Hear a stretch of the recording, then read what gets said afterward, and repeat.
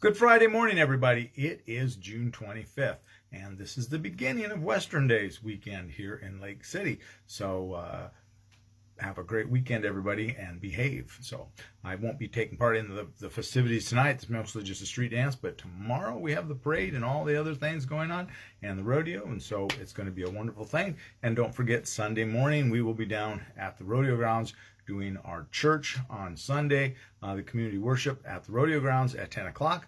And Pastor Randy Russum from the Union and I will be doing that service together. I get to do the message this year. So it's been a while since I got to do that. I think it's been 2017 since the last time I did the Western Days service message. So I'm happy to be doing that again. So today we are jumping into chapter 22 of Acts. We're going to look at the first 16 verses today. Take a fairly good sized chunk today. This is Paul's witness, or his testimony, I guess is the word I want. His testimony of what he's gone through.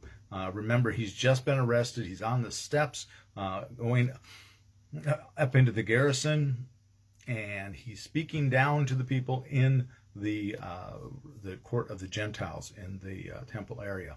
So that's where we're at. That's the setting, and that's what's happening.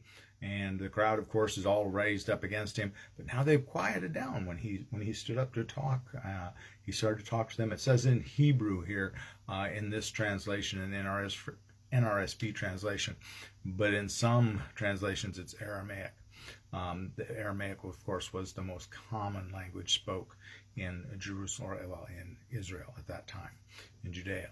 So, at any rate, let's jump into Acts chapter 22, 1 to 16. Brothers and fathers, listen to the defense that I now make before you. When they heard him addressing them in Hebrew, they became even more quiet. Then he said, I am a Jew born in Tarsus in Cilicia, but brought up in this city at the feet of Gamaliel, educated strictly according to our ancestral law, being zealous for God, just as all of you are today. I persecuted this way up to the point of death, by binding both men and women and putting them in prison, as the high priest and the whole council of elders can testify about me. From them I also received letters to the brothers in Damascus. And I went there in order to bind those who were there and to bring them back to Jerusalem for punishment. While I was on my way and approaching Damascus, about noon a great light from heaven suddenly shone about me. I fell to the ground and heard a voice saying to me, Saul, Saul, why are you persecuting me? I answered, Who are you, Lord? Then he said to me, I am Jesus of Nazareth, whom you are persecuting. Now those who were with me saw the light, but did not hear the voice of the one who was speaking to me. I asked, What am I to do, Lord? The Lord said to me, Get up and go to Damascus. There you will be told everything that has been assigned to you to do. Since I could not see because of the brightness of that light, those who were with me took my hand and led me to Damascus. A certain Ananias, who was a devout man according to the law, and well spoken of by all the Jews living there, came to me, and standing beside me, he said, Brother Saul, regain your sight. In that very hour I regained my sight and saw him. Then he said, The God of our ancestors has chosen you to know his will, to see the righteous one, and to hear his own voice. For you will be his witness to all the world of what you have seen and heard. And now, why do you delay? Get up, be baptized, and have your sins washed away, calling on his name. Okay, and of course at the end there, that's one of those verses that we have that we would point towards the essential of being baptized. Baptism is one of those things. It's kind of a debated topic between denominations, but it is one of the things that we here at Woodlawn do require baptism to be a member. It's one of the few things we require to be a member. But when we're redoing our can't say the word, our bylaws, there we go, the bylaws, when we're doing the bylaws and it came to the area of membership, I did insist that we had that included. And I'm going to let that phone go. Clint's not here, but we'll let the answering machine get that. Here he's talking about his conversion story. This is one of 3 times Paul talks about his conversion story or 3 times that Luke talks about Paul's conversion story in the book of Acts. This is the 2nd time. We'll come up again in chapter 26. We'll see another version of the conversion story. But here Paul is giving his testimony. First of all, first thing out of the gate is he's giving his history about why his witness is reliable and one should be taken quite seriously.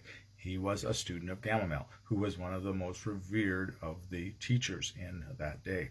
So he was someone everyone knew. He tells them that he was authorized by the high priest to go, and the council of elders, to go and to persecute the way. And yet he has changed his mind and he is converted. So that in and of itself should be something we should take into context when we're looking at his witness. Always when you look at someone that was on one side and then makes a drastic shift, you always want to ask, why? What do they know? What did they see that makes me want to investigate this further? And so that would be something that Paul's done here. Paul is witnessing to them and about his story. Now we come to the life application part of this. Witness and testimony is one of those. Testimony as a part of witness, I should say it that way, shouldn't I? Testimony as a part of our witness is important because it helps people to relate their life experiences to why we have become a Christian, why we follow the faith. I've shared my testimony before. I'm not going to bother you with that or bore you with that again. But think about your own testimony. Think about your path to Christianity. Now, many of us, like Gail always says, well, I don't have a very great testimony because I was born into the church and I was raised in the church and never really fell away. Perhaps a time when not going to church as much and not quite following as closely. But that in and of itself is a testimony. And suddenly realizing I need to get closer to the church again and closer to my relationship with God. And many people are going to have that kind of a testimony. Not a bad testimony. It doesn't have to be a dramatic testimony. That's a testimony of being faithful from beginning to end.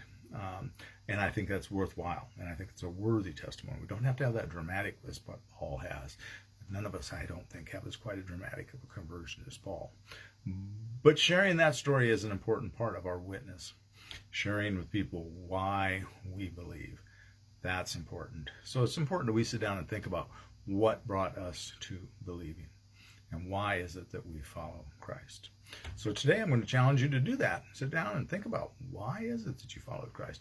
What brought you to it and what keeps you there? So that's what you use in your witness. So I want to let you go till tomorrow. Tomorrow we will probably, I think we'll probably finish chapter 22. I'm not 100% sure yet. Decide that today. But I ask that you please have a blessed day, and I ask that you please be a blessing to someone today. We will see you in the morning.